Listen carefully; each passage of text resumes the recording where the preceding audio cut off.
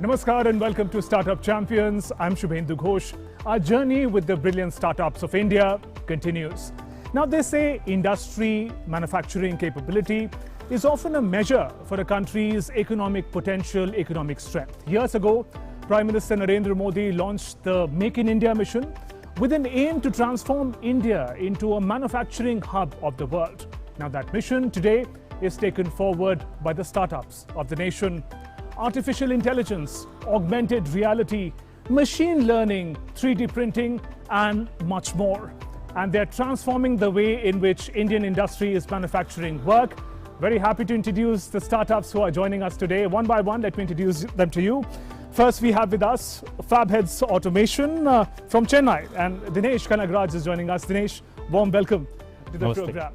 Our next startup, Planis Technologies, also from Chennai. Tanuj is joining us. Tanuj, founder. Welcome to the program, Tanuj. And then we turn to Scapic Innovations. And Sai Krishnan, founder, is joining us in the program. Sai, warm welcome to the program. And finally, we have with us Ginger Mind Technologies.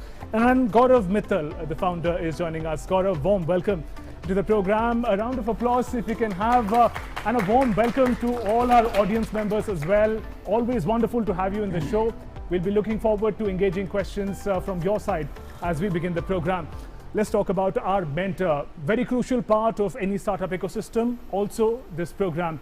And on this mentor wall, our mentor will appear. There he is, Mr. Sanjeev Bikachandani. Warm welcome to you, sir, in the program.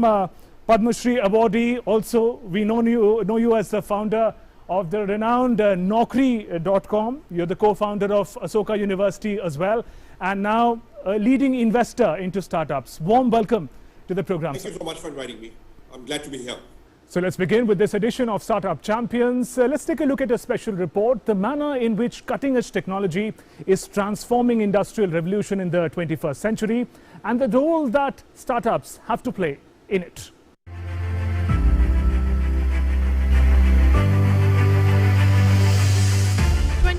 Century manufacturing is driven by cutting-edge technology. India has set ambitious target to increase the share of manufacturing in the GDP to 25%. And Industry 4.0 has a bigger role to play in it. To understand it, let's take a closer look at how industry revolutions unfolded over the ages. What is Industry 4.0? The first industrial revolution began in the 18th century through the use of steam power and mechanization of production. The second industrial revolution began in the 19th century through the discovery of electricity and assembly line production. The third industrial revolution began in the 20th century through partial automation using memory programmable controls and computers. We are currently implementing the fourth industrial revolution, characterized by the application of information and communication technologies to industry. This is Industry 4.0. Welcome to the smart world of manufacturing in Industry 4.0, a world where data and automation plays a key role. Machine learning takes production capability to the next level. Internet of Things, augmented reality, and cloud computing-based applications are providing digital solutions to the traditional challenges. The new manufacturing ecosystem seamlessly connects people, process, and machine. The foundation of Industry 4.0 in India is ready. Industry 4.0 के 4 मुख्य factors होने वाले हैं। Connectivity, automation, artificial intelligence या machine learning और real time data. आज भारत दुनिया के उन देशों में से हैं जहां सबसे ज्यादा डेटा उपलब्ध है, जहां के दूर दराज क्षेत्रों में भी मोबाइल कनेक्टिविटी है, स्मार्टफोन है। भारत का ऑटोमेशन डिजाइन का एक्सपर्ट पूल भी बहुत बड़ा है और ज्यादा ग्लोबल कंपनियों के इंजीनियरिंग सेंटर भी भारत में है। आर्टिफिशियल इंटेलिजेंस और मशीन लर्निंग में भारत के सॉफ्टवेयर इंजीनियर्स बरसों से अपनी क्षमता से दुनिया को अवगत करा रहे हैं। Startups are leading the deep tech revolution at the heart of Industry 4.0. From electric vehicle to drones, from 3D printing to state-of-the-art sensors to wireless connectivity.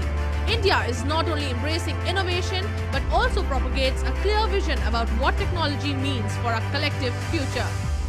हमें याद रखना है कि इंडस्ट्री 4.0 भी रोबोट के लिए नहीं बल्कि इंसान के लिए है। हमें ये सुनिश्चित करना होगा कि टेक्नोलॉजी ईज ऑफ लिविंग का टूल बने, ना कि कोई trap.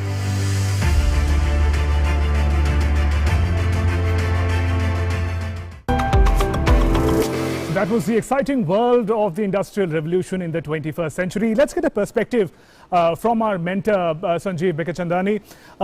Now, from founding Naukri.com more than 2 decades ago to 2021, if you could tell us about how you see the ecosystem for startups in the country has changed, and tell us about that. It's changed very substantially. It's not a revolution in 1 year. It's an evolution over 20 years. I think things have changed substantially. Number one, there are many, many more people who want to do startups. Many, many more highly qualified, educated people, talented people who want to do startups. Number two, there is risk capital available in greater quantities, in greater amounts than earlier. So you've got your angel funds, you've got your angel networks, you've got individual angels, you've got seed funds, you've got venture capital funds, series A, B, C. So capital is more easily available. Third, I think the market is substantially larger than it was 20 years ago for many of the things that new age startups are trying to do. Fourth, the quality of the entrepreneur has also changed. The ambition, the capability, the talent. I mean, when I compare myself to the youngsters, who are doing stuff today, and I think of myself 25 years ago, I think people are much, much smarter, much, much more ambitious than, I ever was. Okay, and so that's a good thing. They have a high chance of success. Fourth, people are thinking global. They're thinking of going outside India and solving India's problems and also selling their solutions to the rest of the world. I think in an earlier age, we did not have global ambitions. These are some of the things that have changed, actually. Right, great, Sanjeev ji, and I think the startups are also making the best use of the opportunities and the ecosystem available to them today. Stay with us as we take the journey and the stories of startups who are joining us one by one. Let's start with our first startup, Fab Heads Automation. Now, you've heard about carbon fibers. We know them as very strong material. We know them as to be very lightweight and a 21st century material to be used in different kinds of manufacturing. They're used from making rackets to full-size rockets. But they're difficult to work with. It's a labor-intensive process. It's also expensive. Now, what Fab Heads has done is that it has fully automated the process of manufacturing with carbon fiber using 3D printing technology, and the implications are wide, especially for the aerospace and defense industry. Let's take a look at their fabulous journey.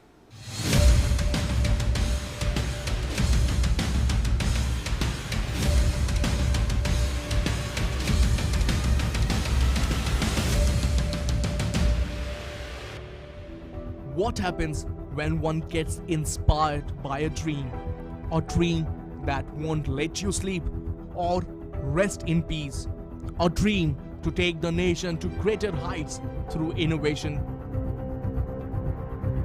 a dream that led an ISRO scientist give up his lucrative job, thus born Asia's first continuous carbon fiber 3D printer. Fab Heads came into existence in 2015, bearing fruit of a dream by Dinesh Kanagaraj. Chennai is turning into a new hotbed for deep tech startups, and leading the bandwagon is Fab Heads, which has developed a 3D printer with carbon fiber printing technology, which is going to be a game changer in this arena. Traditionally, making parts with carbon fiber material has been a very expensive, laborious and time-consuming process. Fab Heads' indigenous carbon fiber technology solves this problem by automating the whole process of manufacturing. So one of the biggest challenges is the kind of technology that we are developing is quite new to the market. Very few people who have even targeted something similar of this kind across the world, and no one in India, in fact.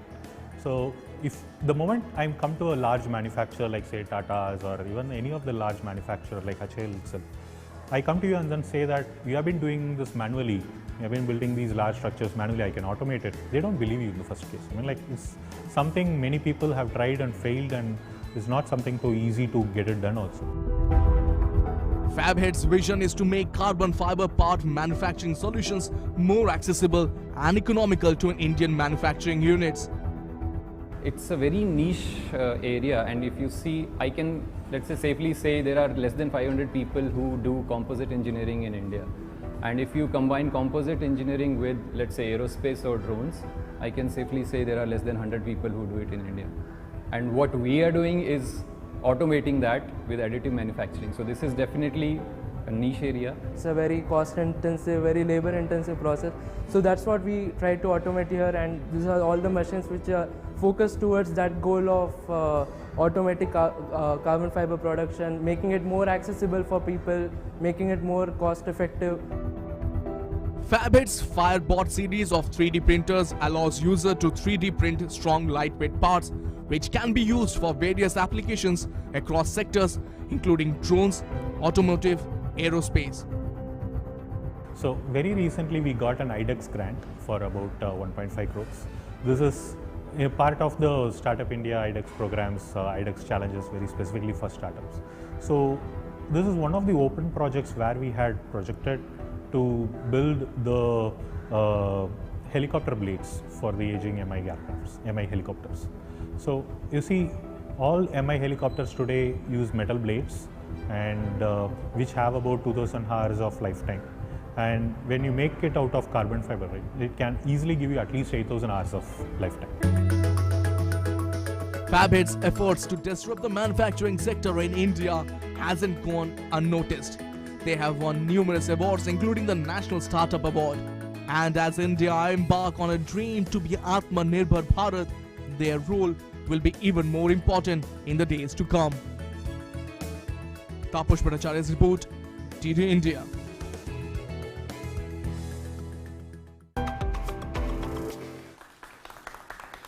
There, the brilliant journey of Fab Heads Automation, and Dinesh, founder, is with us. Dinesh, first congratulations for that amazing contract that you've got to make helicopter blades for our defense forces. Now, we're familiar with carbon fiber as a material. We're also familiar with 3D printing. But what you've done in an amazing manner is to put them together. You're manufacturing through 3D printing of carbon fiber material. How did this idea come to you? Where did this originate first? Yeah. So I have done a lot of products out of carbon fiber right from my college days. So okay. We tried to develop little tiny projects during my college time, and I was one of those guys who wasted a lot of money in college money in doing some research work there. But it's kind of, even right from there, we used to see it's completely handcrafting. It's almost like sculpting work, you know, out of hand, how we do things. It's almost very similar to that. And even you take, during my time when I was working in ISRO, even very large structures used to get fabricated in the same manner. And this comes down to a lot of wastage also at the end of the day. A lot of material gets wasted, a lot of rejections, especially where things have to be done very precisely. This rejection really costs us a lot. And that is why the inspiration towards automating this particular sector came into picture. And 3D printing, or in general additive manufacturing, is a very good way to handle these materials. And that is why we started looking at put both of them together. Yeah. Right. And you did mention that you spent a lot of money into research. Let's see how your family looked at your journey so far. We've spoken to some of them. Let's take a look. We are very trying to convince him to continue the job. But he don't listen. He didn't listen.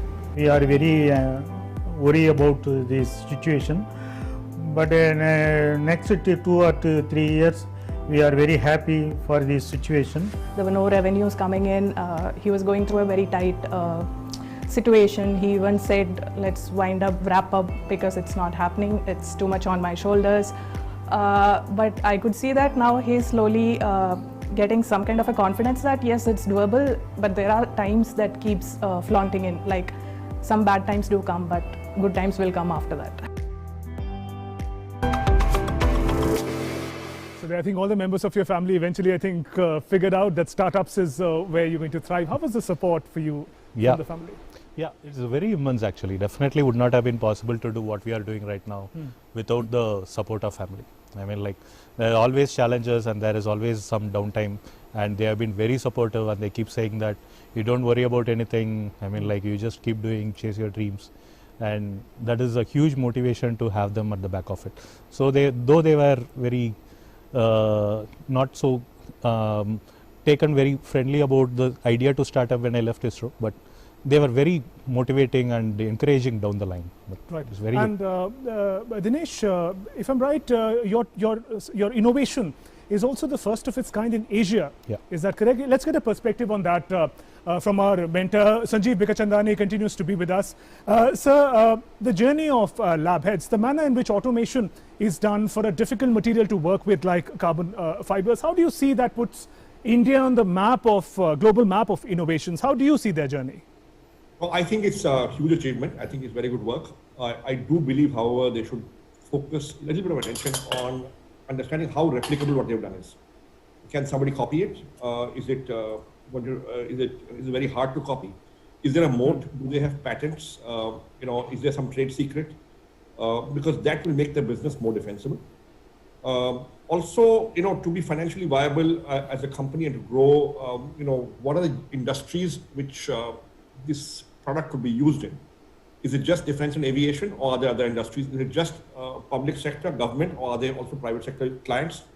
I think the more you diversify your client base, the more you diversify the industries where you can be used, the better it will be. Right, right. Thank you for that input, sir. Dinesh, what about patent? In what manner? Because Sanjeev, you did talk about securing the innovation. What have you done on that front? Yeah. So we already have 3 patents that are granted already, and more have been filed, and they are going through the process.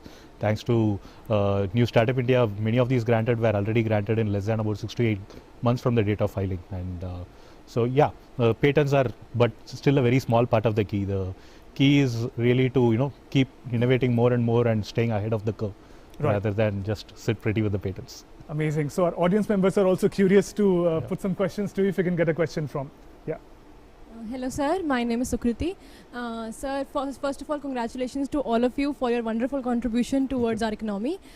Sir, my question to you is that nowadays youth have not that much knowledge about startups, especially industrial sector. It requires a lot of skill and expertise. So how can we fill that gap, and what all risks did you face and how you overcame them? I was very lucky enough to get very good internships during my college actually. And that really helped, especially the particular sector that I'm working in. The same sector, I happened to do an internship at National Aerospace Laboratories in exactly almost the same sector. And that during that time, that is the kind of first-hand experiences where you understand what are the real key problems in the industry. So in some kind of way, we need to identify and figure ourselves, interact with more industry people, or do some internships, or via your academia, find some way to interact with industries. That is always good. I mean, there are enough problems out there in the industry for people to come and take a look at. So, hello, my name is Dipansh Kathuria and I'm from Jagannath Institute of Management Sciences. So basically my question as a student for you is how did you manage financially? As we all know that, you said that you have been doing these type of 3D printing projects since your college days. So how did you manage financially? It is definitely a very hard to finance yourself during the early stages of any hardware startup for that matter.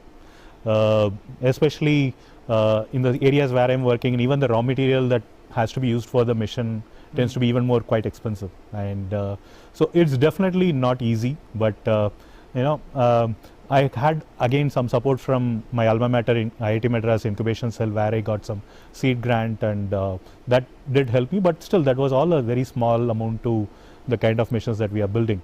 But the key thing is do it in phases. You very quickly you need to establish a proof of concept of what your technology is, and don't try to build an industry ready product. But the key thing is really establish that this is something doable, and you should be able to convince somebody to back you up. And that is really the key. And we were fortunate enough to get some investors on board early enough with some of our POCs going, and then that supported us to get into market, and then we got going with more awards. But key thing is do it in phases and keep it supportive. And time now to move to our second startup, Planis Technologies. Now, we've all admired big infrastructure like bridges when we cross it in a train or in a car. But have you wondered these bridges over rivers, how are they maintained, especially the parts which are underwater? Not just bridges, other infrastructures like them. There are human divers who take care of that. They dive into the waters and try to look at cracks and the ways in which more maintenance can be done. Now, what Planis Technologies has done is that they've invented a robot, underwater rover that takes care of this work. The rovers go inside the water and looks at the possible maintenance work, and this process obviously becomes more safer and efficient. Let's look at the special journey of Planis Technologies.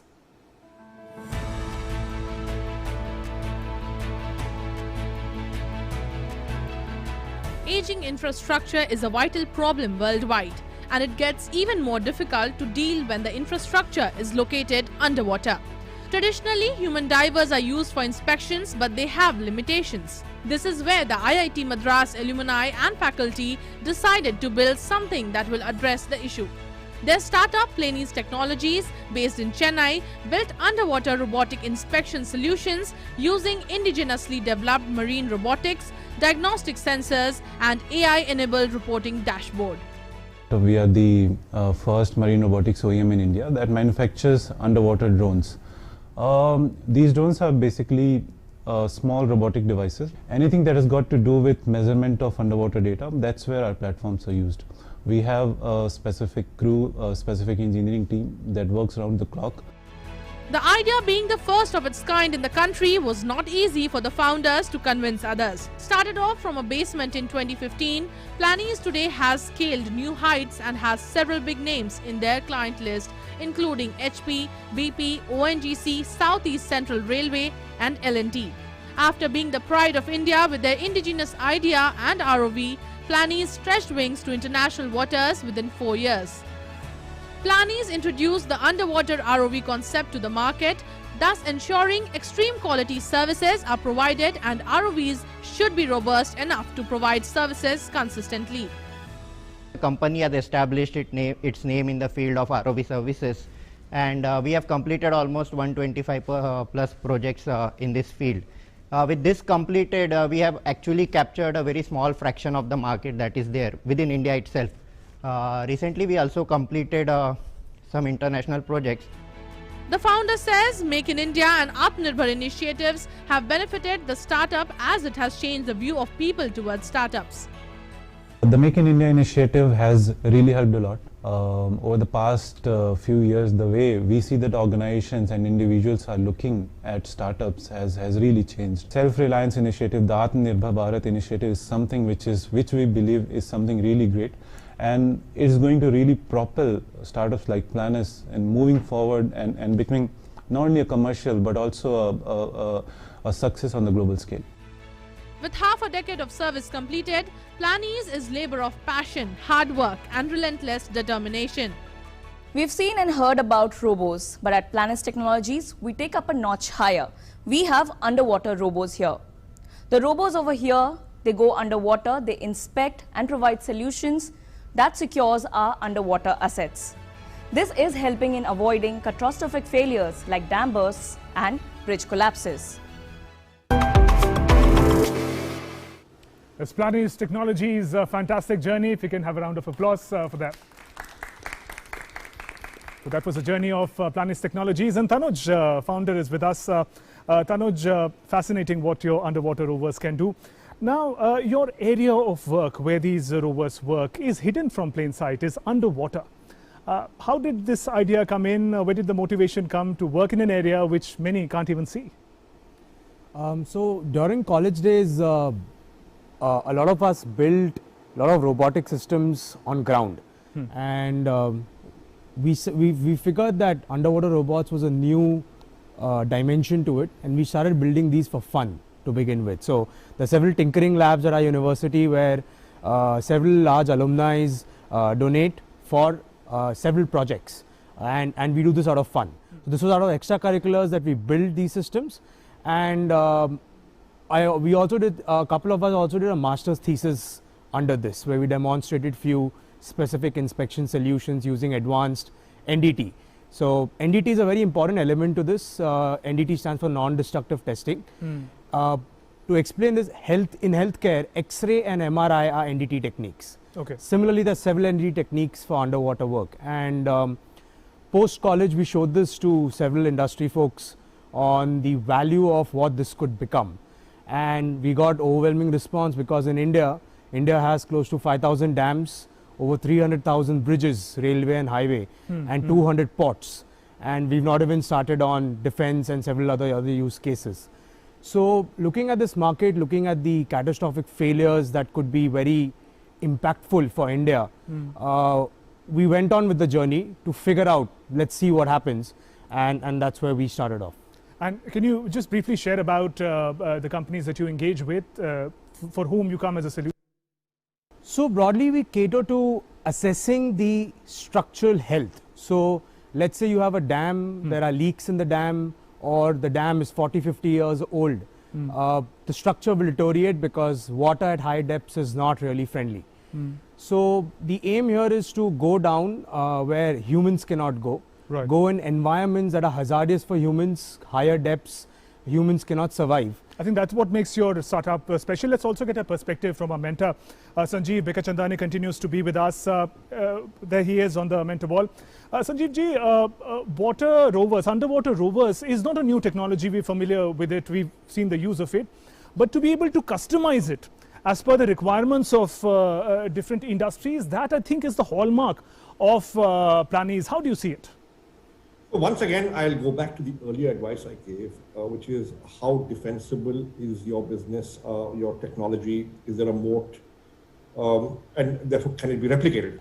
And what are you doing to defend your IP? And but I do believe that they're onto something. The fact that the clients are demanding it, the fact that clients are using it is useful. But what you really need to do also is be able to use the data you gather from each time it is used, your robot is used, so that actually your final moat may be, if you are, let's say you have done, your robots are used, let's say in 100 dams worldwide and they've been used 1,000 times, the data you gather can be very, very useful for predictive maintenance, when something is learned from here, but that learning is transparent there, and that could be your moat. So I'd say focus a lot on data from each time you use it, and gather a lot of data, not just the data which you specifically want, but gather everything around it also. Right there. Thanks for that input. So data would be crucial, gathering the data and using them for your future projects. Also, we managed to speak to your mentor, who gives us a brief idea about the journey from a garage, we are told. Let's take a look at what your mentor had to say. Government played a very important role. It was, I think, at the right time the startup policy came into play, thanks to our Prime Minister at that point, 2016. And a lot of policy changes allowed startups to go into sectors that were thought to be closed.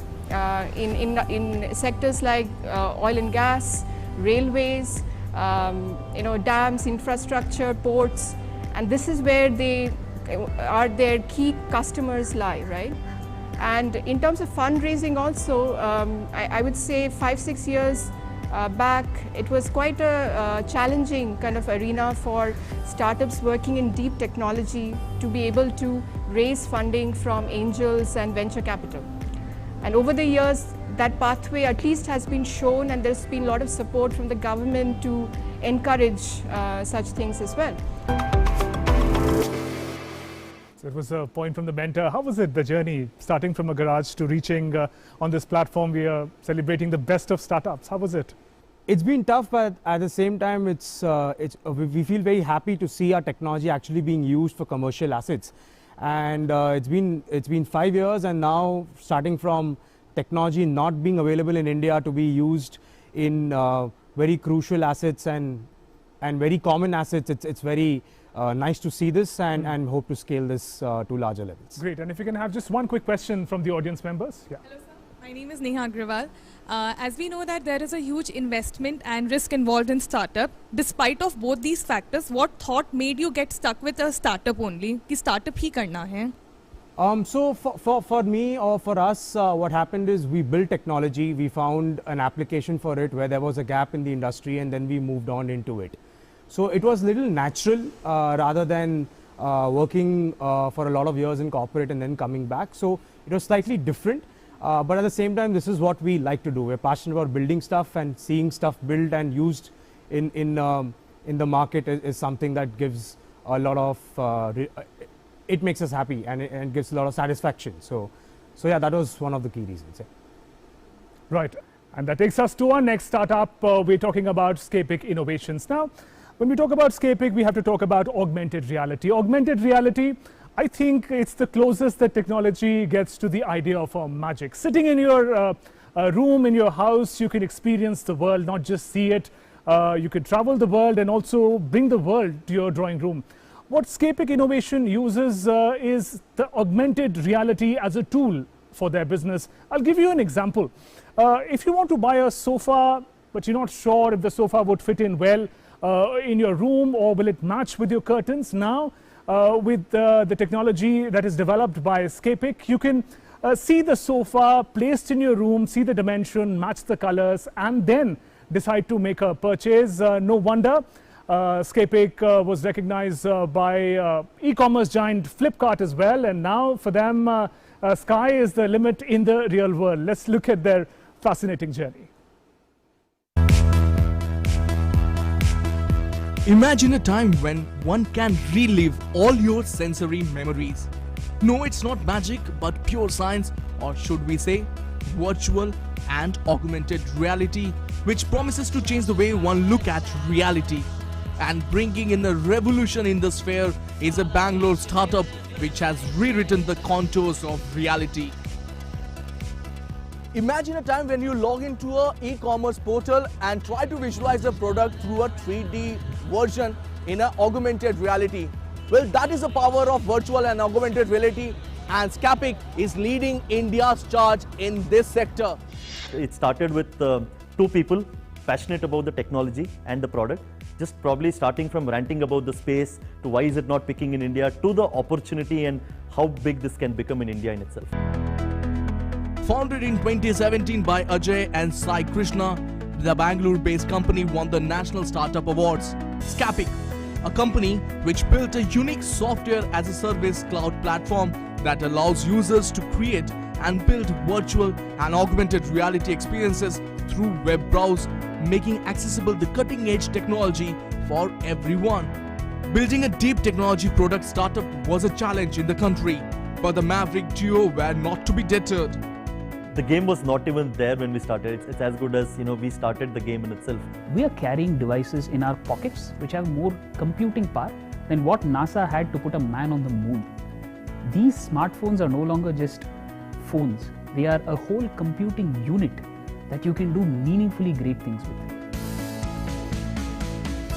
As per a market research, the global augmented reality and virtual reality market size is expected to grow by $125.19 billion during 2020-2024, rising over 35% during the forecast period, driven mainly by markets in Asia Pacific.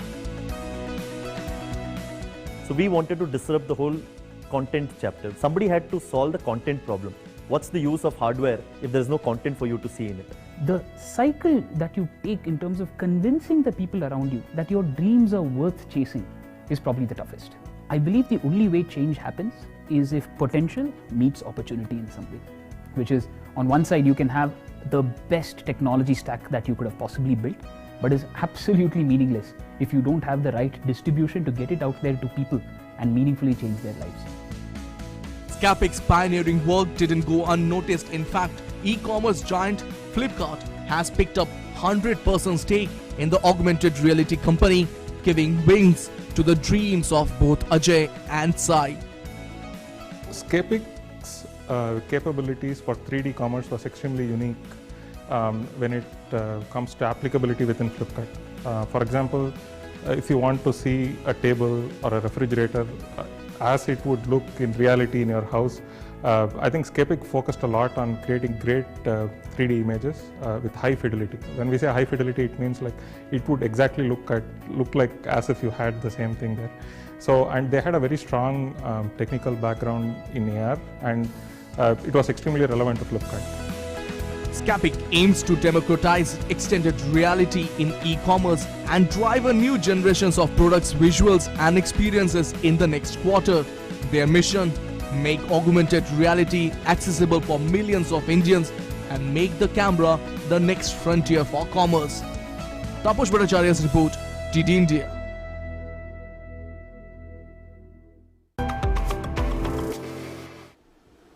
Right, a round of applause if we can have. There's a brilliant world of Scapic innovation, really democratizing access to technology and augmented reality for the masses. Sai is with us, founder. Sai, tell us about, again, the journey. Where did it start and how has life changed after being acquired by Flipkart? Looking back, it seems like everything happened that quick, but it was also prolonged through what we stuck it through to make Scapic happen. At its core, the belief started between me and a small team that the way we interact with our devices changes every 10 to 15 years.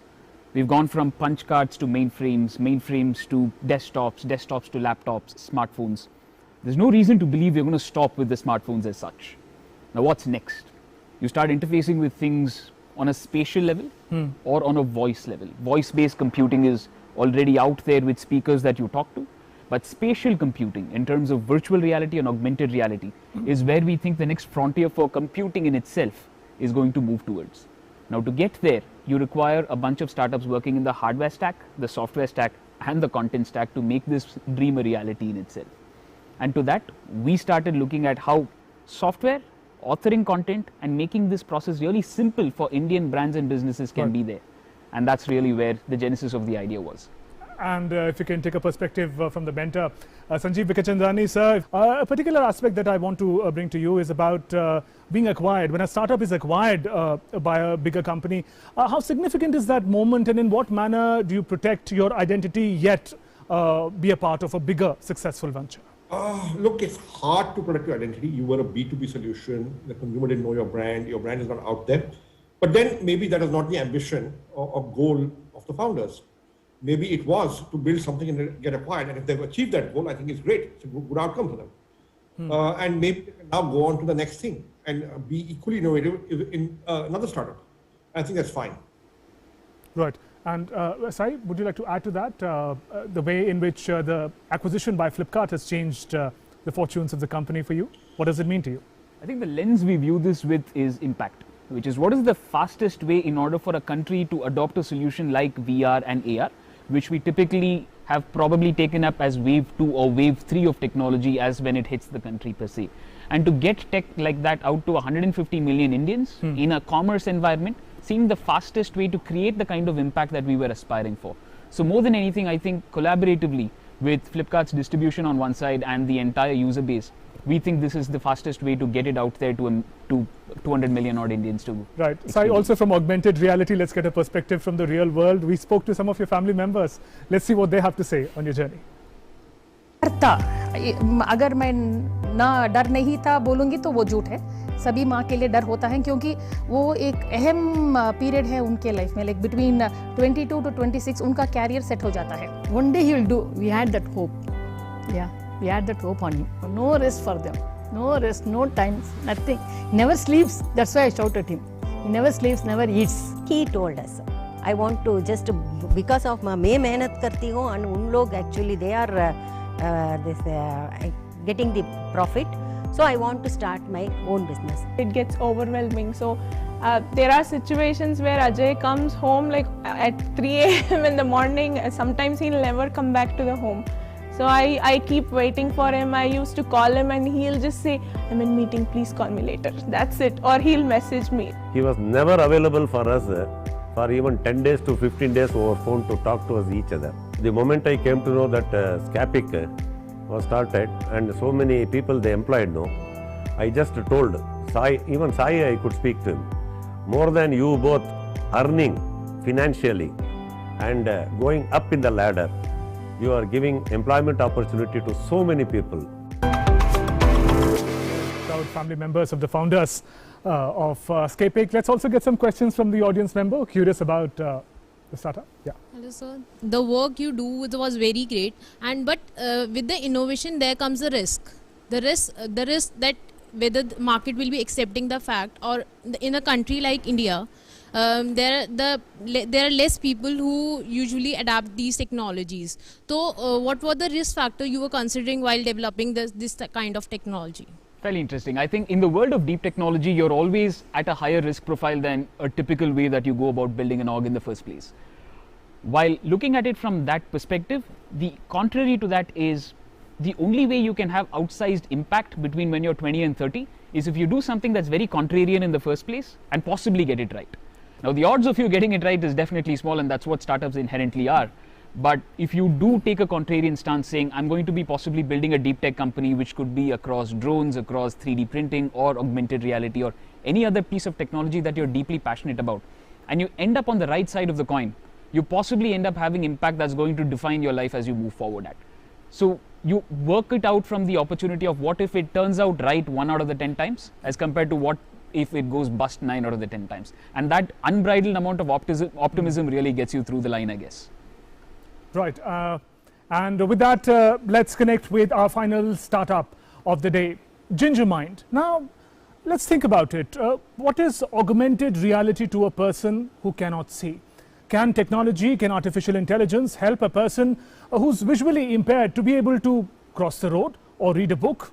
Well, the answer is a resounding yes. And thanks to GingerMind Technologies, using technology for transformative purposes to give a vision to those who can't see, to vision to the industry and the nation. Let's take a look at their inspiring journey.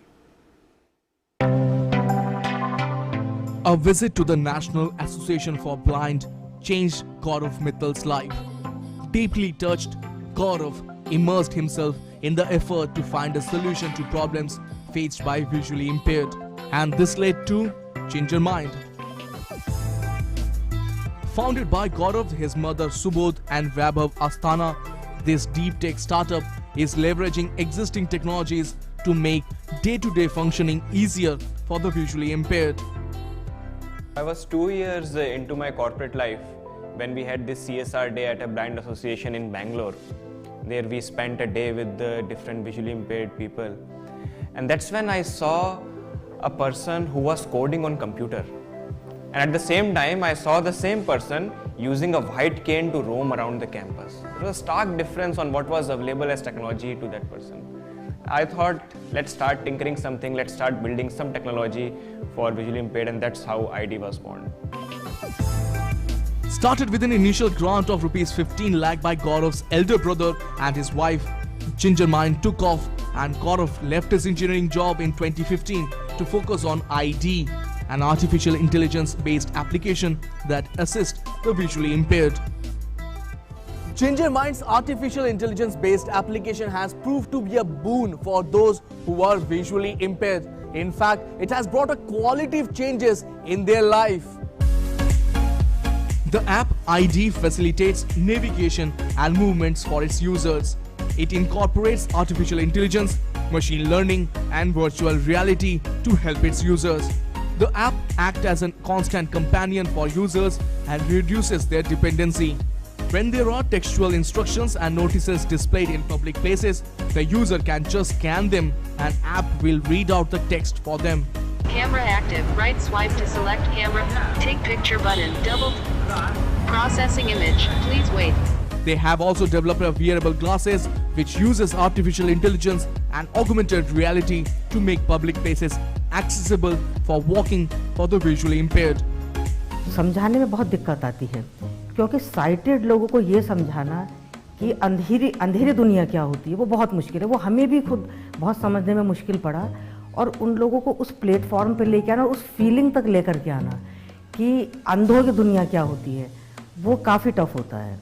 तो बच्चों तक पहुंचना तो बहुत आसान है, हम easily पहुंच सकते हैं क्योंकि हम उस सेंटिमेंट्स को समझ रहे हैं, लेकिन जो फंड्स देने वाले हैं उन लोगों को ये चीज़ समझाना कि उनकी दुनिया कैसी है और वो कैसा वो है, ये बहुत चैलेंजिंग होता है। It's a word of mouth from customers that has increased its user base to 70,000 people in 160 countries till now. The team also did a pilot project with Barcelona City Council in 2019 and is currently doing a pilot project with IIM Bangalore. Everything in hardware and software is built in-house using partners. So there were many partners that have helped us down the line, like there's a startup Machine who built the hardware casing for it. And the hardware inside it, that was totally built inside, the software was built inside, and everyone we have been doing through support of grants through different entities. For Gaurav and his team, the fire to bring incremental change in the lives of the visually impaired fuel their innovations. It's a journey well begun, but they say they still have a long way to go. Taposh Bhattacharya's report, TD India.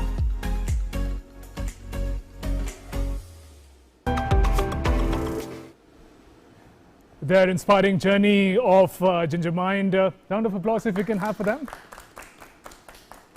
An inspiring journey of Ginger Mind. Let's get a quick perspective from our mentor, Sanjeev Bikachandani. Use of technology, the manner in which it can prove to be a force multiplier, especially for a social cause. We see that in the journey of Ginger Mind. How do you see, sir, the way in which they put it together and the road ahead? So I think it's terrific. I think it's very inspirational. I think it's fulfilling a huge social good. Very often people who are visually impaired are not financially well off, or their families may not be financially well off. I think the challenge here is going to be how do you get revenue? How do you become sustainable? I think a lot of this is going to be CSR, a lot of this is going to be government grants, a lot of this is going to be stuff like that, because a number of people who need this may not be able to afford it, but it's badly needed by them.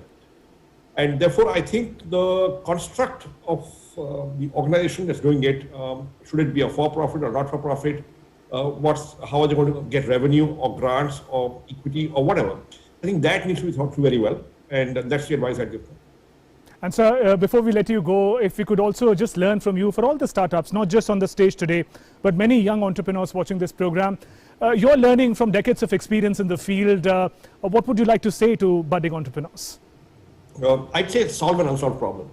If you solve an unsolved problem, you hit a hot button. Naukri solved an unsolved problem, and it began to be used and got traction, and it went viral without any money. We didn't have money.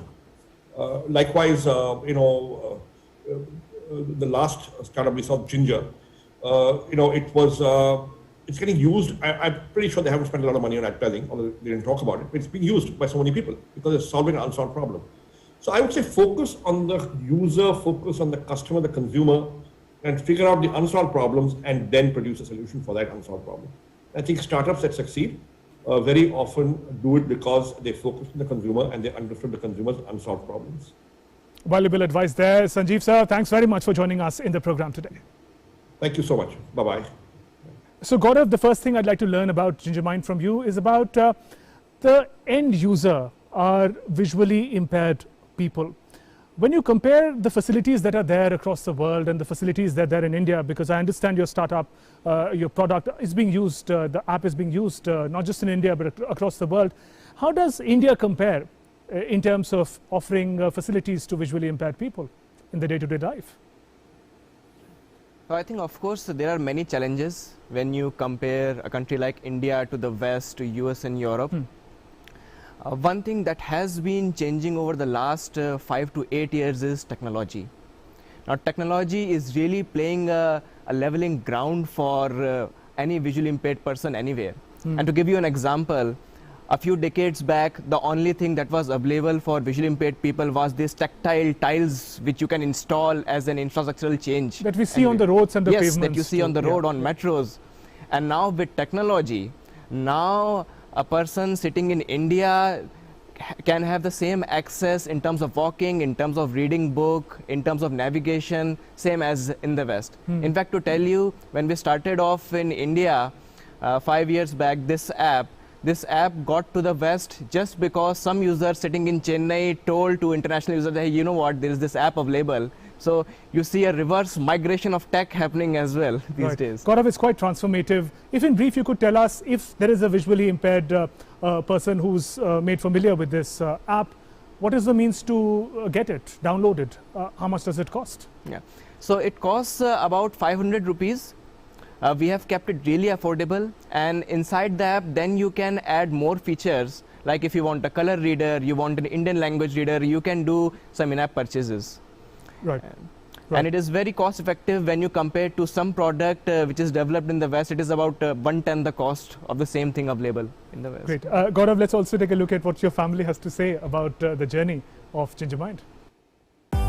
When Gaurav told us about his idea, we felt really proud of him. He's a very determined person, as well as he had a very clear vision about his idea. We felt as if he's found his life's calling. Gaurav liked to make new things and help anybody in need, whether they are his friend or he met them just now. He really loved it. I very clearly remember one of his childhood photographs where there were so many wires spread on the floor. There were one screwdriver on his ear, and he had 3 or 4 motors, and he was trying to combine them to make something new. So it was not surprising for us when he explained his first ever idea. मैंने इन 7 सालों में बहुत ही ups and downs और struggles देखे हैं उनके, लेकिन मुझे बहुत प्राउड फील होता है ये देखकर आज वो जहाँ पहुँचे हैं. एक काम जो उन्होंने as a part time hobby start किया था, आज वो फुल टाइम उसमें हैं और उन्होंने इतना कुछ अचीव किया है. Family is a big support always, Gaurav, and it's so good to learn that your mother is your partner in the startup, founder partner. Tell us about that, because the technology may be new, but she's been engaged in social causes from the very beginning. Yes. Tell us about that. Yes, so my mother Subodh, I co-founded the company with her as well as one more friend. And she has been an inspiration for me since childhood. She has been a social activist. She has been very involved with my day-to-day upbringing, my brother's upbringing. And when I started, it was very intuitive that she has to come on board, because technology is one part. But how do you understand this segment? How do you deliver your technology, and how do you make a connection in terms of social aspect? She brings into the table, and yeah, we learn every day through her involvement with the company. Let me get some questions from the audience quickly, if we can have the questions. Yeah. Hello everyone, my name is Karthik. First of all, I will like to congratulate all of you. What you have achieved, guys, is really admirable. And Gaurav sir, what you have done with to help the visually impaired, I mean, it's really commendable. I really wanted to ask you, how do you see this technology in the span of next 10 or 20 years? Can this technology be used to integrate with cars to achieve full self-driving capability, or do you still plan to just keep it to help humans in terms of now? Yes, actually very interesting question. And as my friend Sai said over here, that today smartphones are really powerful. And to give an answer to what you just mentioned, autonomous cars, actually what is possible today in autonomous cars, we are trying to do the same thing on a smartphone, and that too offline. And of course the technology stack is similar, the kind of IP that is being developed is similar, and in fact the stack what we have developed, we are now trying to take it mainstream and see how this stack can be used in, let's say, warehouses in South Korea or in Amazon's or Walmart's warehouses, where these all bots can autonomously roam around the campus and then do stuff what is being possible without AI today. So of course there is some stack that you can leverage in terms of autonomous cars, in terms of autonomous bots in warehouses as well. Thank you. Right there, as we move towards the conclusion of the program, very briefly from each one of you, the journey that you've had of your startup so far. Gaurav, I'll start with you. Just one learning, any experience that you've had, one learning in brief if you can share with us. Yeah. I would say the biggest learning for us is accept your mistakes, own them, and learn very, very fast, because it's a very competitive world and you need to get the product out and working as soon as possible. Great, Sai. Stay curious and put your head down. More often than not, the important work is usually done behind the scenes, and you're not going to do any of that if you're not curious enough to get going. Tanuj? Need to have a lot of grit and resilience, because the tech will take time. The tech could take time to be adopted, and you need to be there throughout the journey with strength. So yeah, grit and resilience will be very important. Dinesh? When we develop something technologically advanced, like it is easy to get carried away to just focusing on the tech. Just a good balance between sustainable business building around it is very critical, just as much as the technology. Right, and on that note, let me thank all four of you for joining us in the program today. Best wishes to your respective startups. We hope that you climb new ladders of success. Thanks very much. If we can put our hands together for the brilliant startups who joined us together. Also, a big thank you to our mentor, Mr. Sanjeev Bikachandani, who stayed with us and gave us all the valuable inputs today. Thank you to our audience members. A big round of applause for you as well for those engaging questions that you put today. And before we close, let's take a look at the kind of impact that Startup Champions is already having. After the telecast of Niramai's story on Doordarshan, I mean, we are so happy that the story was telecasted in every regional channel of Doordarshan as well. Thank you so much, Doordarshan. But post that, we've received a lot of interest from women for home screening. In addition, our fellow startups who were on the stage with us, Innovation, we've collaborated with them now to start a clinical study in HCG to see how thermolytics performs for throat cancer, and this is really interesting collaboration that we had not thought of before. We were extremely thrilled to win the first edition of the National Startup India Awards in 2020, and this was followed by a deep-rooted engagement with Doordarshan that has culminated in us being featured on their show Startup Champions. Through the show, we have also initiated a collaboration with Niramai Health to develop an artificial intelligence platform to detect throat cancers at an early stage. And with that, we conclude this edition of Startup Champions. Do tell us about how you're liking the program. If you want to connect with any of the startups who take the stage here, you can write to us at startup.india@gov.in. So this journey, the inspiring journey of learning about our brilliant startups will continue. Till we meet again, I'll take your leave for now. Namaskar.